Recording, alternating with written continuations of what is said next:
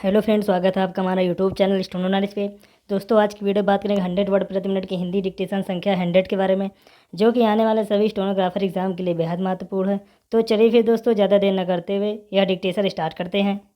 Corona महामारी से उभर रही वैश्विक अर्थव्यवस्था को जिस तरह यूक्रेन संकट का सामना करना पड़ा, उसके नतीजे में महंगाई बढ़नी ही थी, क्योंकि अंतर्राष्ट्रीय बाजार में कच्चे तेल के मूल्यों में लगातार वृद्धि हो रही है। इस वृद्धि से दुनिया के अन्य देशों की तरह भारत भी जूझ रहा है। चूँकि भारत अपनी खपत का 80% से अधिक कच्चा तेल आयात करता है, इसलिए उस पर कहीं अधिक प्रभाव पड़ा है। फ़िलहाल यह कहना कठिन है कि पेट्रोलियम पदार्थों के मूल्यों में वृद्धि का सिलसिला कब थमेगा, लेकिन यदि वह थमा नहीं तो महंगाई की चुनौतियों और अधिक गंभीर होना तय है।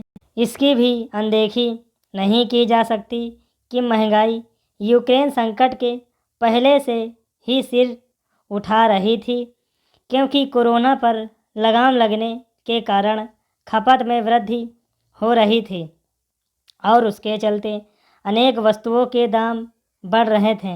वित्त मंत्री निर्मला सीतारमण का यह कहना सही है कि भले ही यूक्रेन युद्ध दुनिया के एक कोने में लड़ा जा रहा है, लेकिन सभी देशों पर उसका कुछ असर तो पड़ ही रहा, जैसा कि कोरोना महामारी में पड़ा।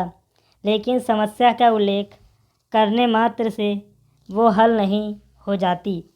सरकार को ऐसे कदम उठाने की आवश्यकता है जिससे यूक्रेन संकट से उपजी परिस्थितियों के प्रभाव को कम किया जा सके। यह ठीक है कि सरकार के पास सीमित विकल्प है, लेकिन उसे जो कुछ संभव हो वह तो करना ही होगा। रिजर्व बैंकों को भी यह देखना होगा कि वह अपने स्तर पर क्या कर सकता है।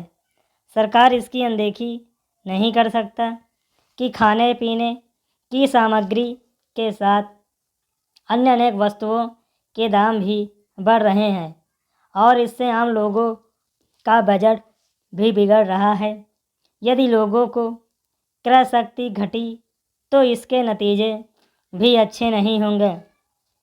फ़िलहाल यह कहना कठिन है कि कच्चे तेल के दामों में वृद्धि कब तक जारी रहेगी, इसलिए सरकार को वैकल्पिक उपायों की तलाश करनी चाहिए। इस क्रम में उसे यह भी देखना होगा कि आयातित पेट्रोलियम पदार्थों पर निर्भरता कैसे घटाई जाए। उसे अपने ऊर्जा हितों को सुरक्षित करने का भी जतन करना होगा। इस पर हैरत नहीं कि विपक्षी दल सड़क से लेकर सड़क तक महंगाई को लेकर सरकार पर हमलावर है। उन्हें इस मसले को उठाना ही चाहिए, लेकिन केवल सरकार के खिलाफ धरना प्रदर्शन करने से बात बनने वाली नहीं। विपक्षी दलों को उन उपायों को भी रेखांकित करना चाहिए जो महंगाई का मुकाबला करने में सहायक बन सके।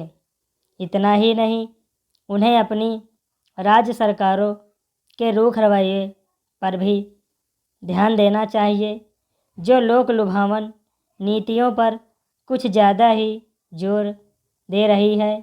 पैराग्राफ।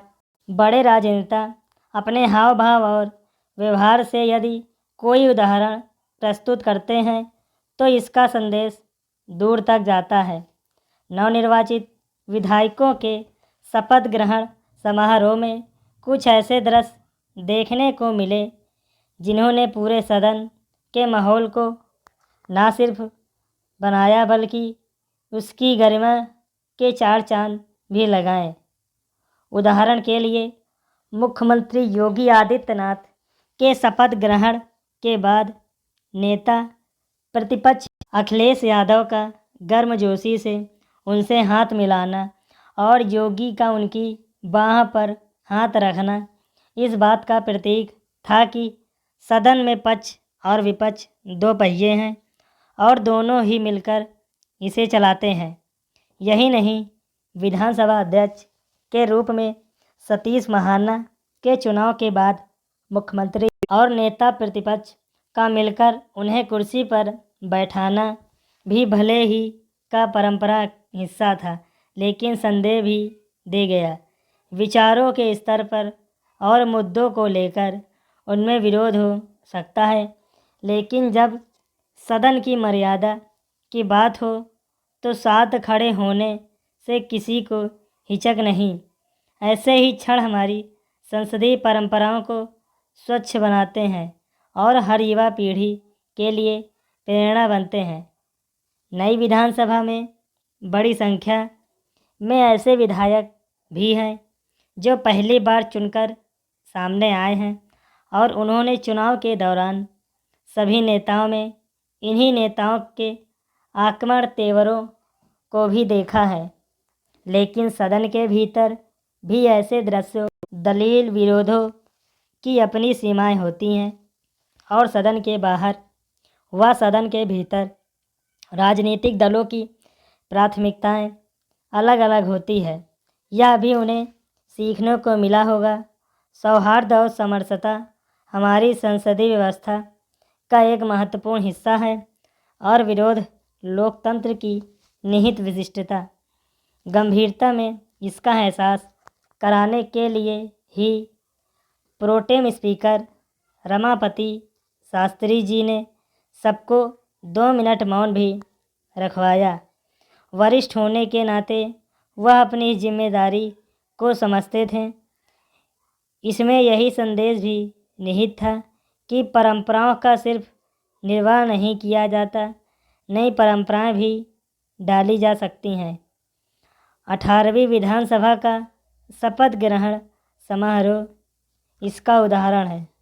दोस्तों, अगर आपको हमारी वीडियो अच्छी लगी है तो वीडियो को लाइक करिए और वीडियो को शेयर करिए ताकि लोग ज़्यादा से ज़्यादा हमारी यह वीडियो देख सकें। और दोस्तों, कमेंट करके बताएं कि आपको हमारी वीडियो कैसे लगी और चैनल को सब्सक्राइब करना बिल्कुल भी मत भूलिएगा। So thank you.